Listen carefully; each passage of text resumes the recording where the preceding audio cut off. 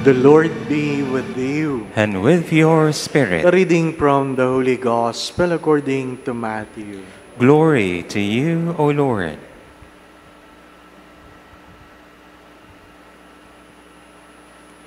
Jesus told his disciples this parable.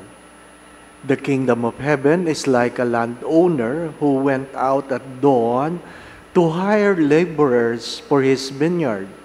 After agreeing with them for a usual daily wage, he sent them into his vineyard.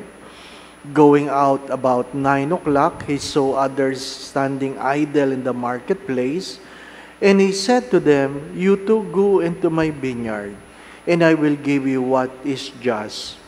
So they went up, and he went out again around noon, and around 3 o'clock, and did likewise.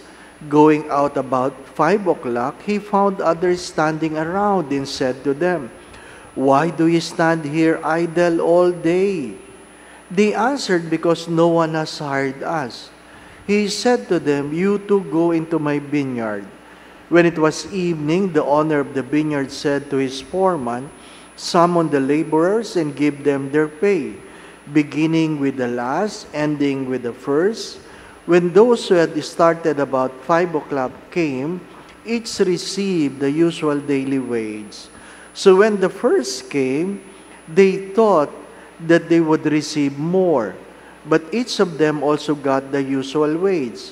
And on receiving it, they grumbled against the landowner, saying, "These last ones work only 1 hour, and you have made them equal to us, who bore the day's burden and the heat."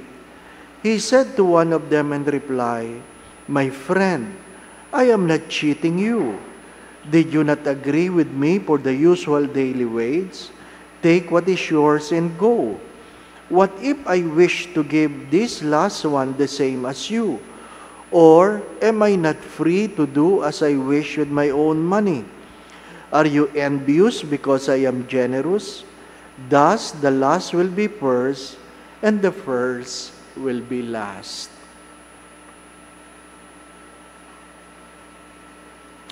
The Gospel of the Lord. Praise to you, Lord Jesus Christ.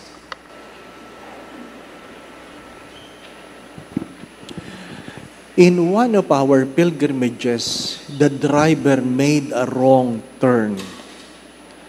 Instead of turning to the usual street, he made a turn inside the market. The market. And the guide shouted, kahit hindi ko naintindihan kasi Arabic, alam kong galit yung guide. Na parang sinasabi ng guide, "Bakit diyan ka lumiko?" Ano po? Kasi parang sa atin, di po ba?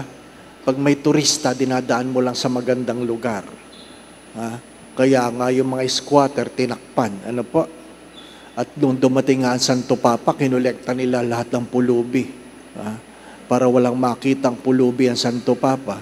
Ang sarap ng buhay ng mga pulubi noon. Chinek-in sila sa isang resort. Ano po? Mahilig tayong magkunwari. Well, when we made a wrong turn, of course, I wonder why he was so angry. And of course, it is the law of tourism that you should not pass on those areas. Second, it made me see what the gospel was trying to tell us. I saw 100 men lining up in the marketplace or more. They were lining. And I asked the guide, "What are they doing?" Wala na siya magawa. Napadaan na kami. Ano po? Sabi niya, they are waiting for somebody coming out from the market to ask them carry what they have bought inside. Mga kargador. Ano po? So, nakapila yan. Ano po? Hanggang kailan? Sabi ko, until evening. One by one. I'm sure hindi ka na makakaulit sa haba ng pila. They simply line up hopefully, they will able to have a wage that will feed them the next day. So kung maaga kang nakapila, maaga kang nakakuha, less ang stress mo kasi alam mong may kakainin ka na the next day. Pero can you imagine, 5 o'clock wala ka pang nakukuha? Can you imagine the stress? Alas 5, wala pang kumukuha sa'yo, wala ka pang kakainin the next day. So, how blessed you are that you are given the opportunity to earn a living early in the morning. Second, pag sinabing, bakit? Yung bang binubuhat sa gabi, mas magaan kumpara sa umaga? Dapat ba pag sa gabi ka na nagbuhat, mas konti na lang ang bayad? Parehas lang naman, di po ba? No? Hindi mo pwedeng sabihin doon sa mga galing sa loob ng palengke, mura na lang yan kasi gabi na. Hindi. The same. What I'm trying to say is, how much in us, when we look at people, we try to understand them rather than judging them. How much in us, when we see people, the poor, whoever, that we try to understand their predicament, their situation, rather than judging right away. May allergy ako sa bulaklak. But sometimes, I buy flowers from children selling flowers in the streets. Hindi ko kailangan yon. Pero alam kong kailangan nila. Bumibili ka ba dahil kailangan mo lang o alam mong kailangan nila? Kaya nga sinasabi ko, madalas ko yung sinasabi, nagbibigay tayo hindi mayroon tayong sobra, kundi dahil alam natin ang pakiramdam ng walang-wala. We call it empathy. The first reading speaks of what? God cares for the sheep more than the shepherds. God cares for the sheep more than the shepherd. It's a warning to the shepherd. Hindi yung hinanapan ka ng sheep para mayroon kang maalagaan. Hindi. Tinawag ka ng Diyos dahil alam ng Diyos ang pangangailangan ng kanyang bayan. Kaya yung mga propeta, alam nila na hindi kalugod-lugod na ikaw ay tatawaging shepherd because it comes with a burden. Madali bang maging magulang? Hindi. Kasi alam ko kung gaano ka tarantadong anak ko. Sorry. Ano pa? Hindi akong pinakamabait sa aming magkakapatid. Kung may magpapari, hindi ako. Ano po? But, through the years, I realized I was called. Not because I am worthy, but because it is an opportunity to change.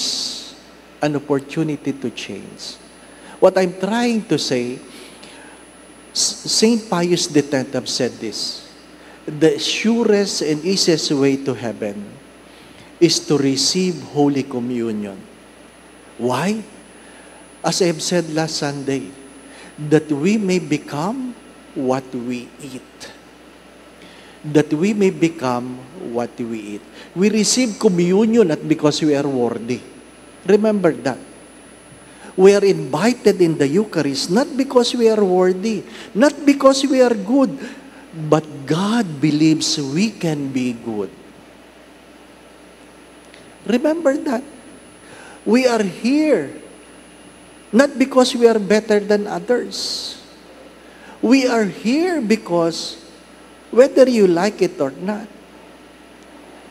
I cannot but say, God was simply trying to show His love to us. God is trying to show His love to us.